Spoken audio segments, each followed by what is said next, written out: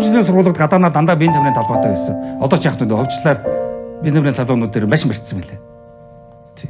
Тэгээ бид нар чинь ингэж хүүхдэд талтай тийм харгас артсан байхгүй. Хүүхдийг балладаг. Хүүхдийн хөгжих орон цайг бид хумайцсан байгаа.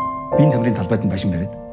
Уулын тэр биеийн тамирын талбай дээр чи өнөөдөр одоо хөлбөмбөг тоглож явах хэрэгтэй байхгүй. Хүүхдийн дуу сонсогдоод л. Одоо социализмын үед чинь ингээл ерөөсө гараад явхад хүүхдийн дуу сонсогдоод байдаг гэсэн. Гадаад тоглож байгаа. Биеийн тамир хийж байгаа. Өнөөдөр Монгол улсын хүүхдүүд бол хамгийн аз жаргалгүй хүүхдүүд. Япон явж үзээрэй. Японд би очижсэн. Сургуулийн гадаа шуугдалтаад бейсбол, янз бүрийн спорт хийгээд идэв. Ээж аваад нэг нанаас нь харчихсан. Хүүхдүүд хөлбөмбөг тоглоо. Манайд хүүхдээ хөлбөмбөг тоглуулчаад хараа сууж идэг ээж аваад байна уу? Мэдгүй. Германд авах. Өөрөөсөө хагас үтэн сайн тэгэл. Гадаа хөлбөмбөг тоглож байна. Янз бүрийн спортууд хийгээд л. Тэгэл секц дугуйлна. Хүүхдэд зориулсан маш арга хэмжээнд явагдав.